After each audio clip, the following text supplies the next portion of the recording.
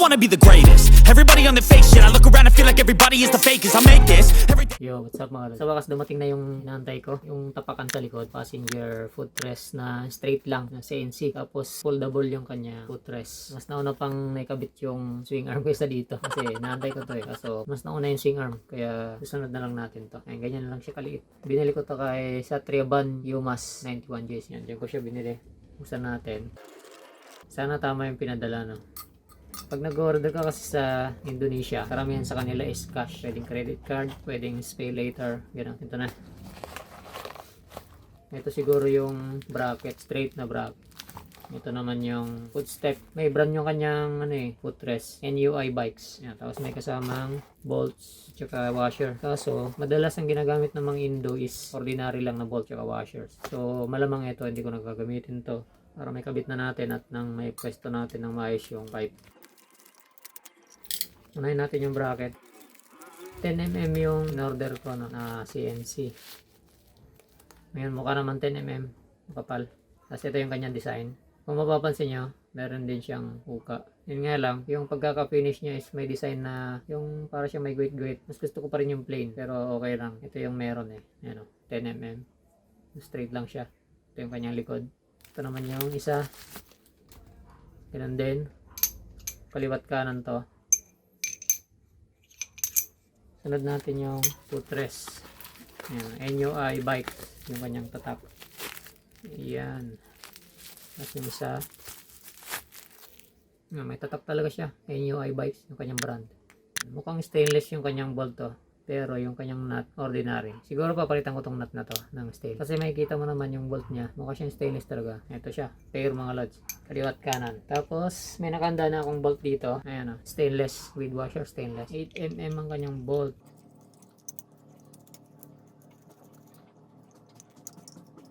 Doon ko na to higpitan sa motor pag nakabit ko na. Ayan. Papakita ko lang sa inyo. Ito naman yung isa. Sakto yung bolt dito. Hindi siya lumagpas kasi kung lalagpas siya kakayod dito sa footrest. Okay, so makakabitan na natin. Solid din mga lads yung kanyang appearance. So, makinis din. Pati itong ano na to, ang kasan. Napo-fold siya tapos straight lang. 10mm yung kanyang bracket, makapal kaya matibay to. Yung iba kasi 8mm lang. Alright, so kakabit na natin sa motor. Unahin na natin dito sa bandang kaliwa sa may shifter side. Mas makapal tong bago mga lods, kaya mag-adjust tayo sa spacer doon.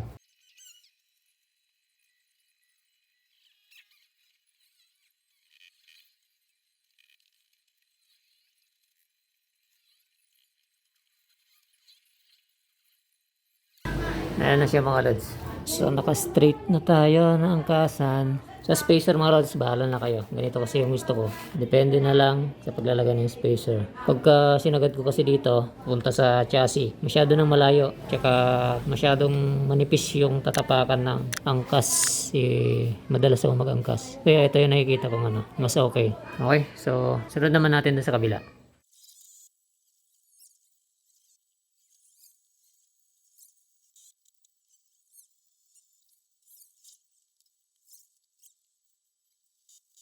Alright, ayun na siya mga lads. Tapos na natin kabit. Straight na siya.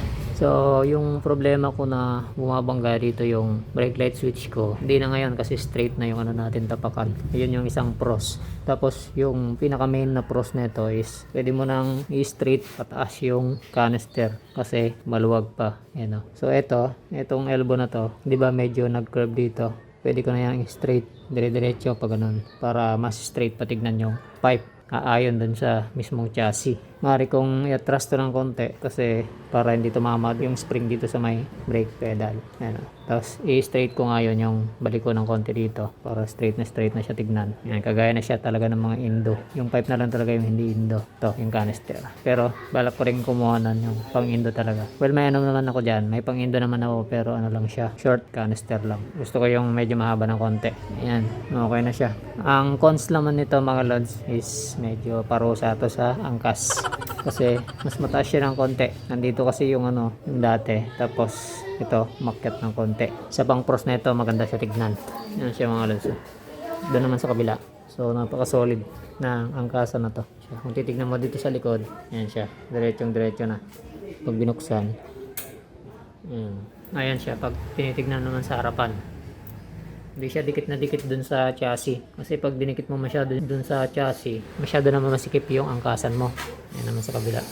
Eh mga lads, lumabas lang tayo para may ipakita natin yung ating bagong kabit. Straight, ano na siya ngayon, passenger footrest.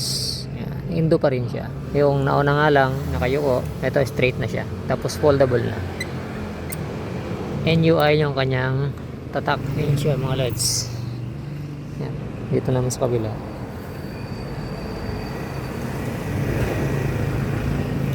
Ayan na siya mga lads.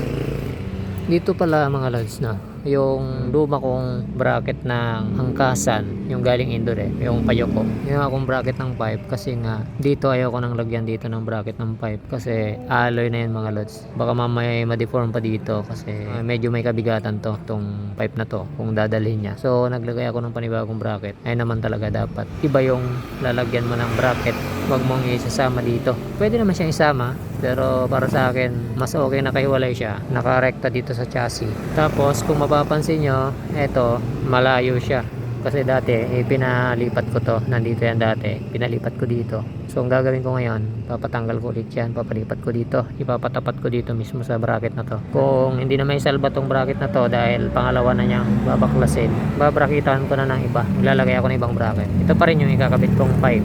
Ayan na yung itsura niya ngayon. Yung pipe niya is medyo hindi pa masyadong straight dun sa chassis. So yan yung next project natin, papa-straight ko na siya kasi naka-straight naman na tayo passenger footrest, kaya papa-straight ko na rin yung elbow dito para maging straight na rin yung canister. Para sa akin bumagay mga lads yung ganyang straight na passenger. Yun nga lang kung tatanungin mo kung nakakangalay ba yan, malamang sa malamang nakakangalay. Na importante pogi. Ayan na siya mga lods. Ayun. So hanggang dito na lang mga lods. Ride safe na lang sa lahat. Peace.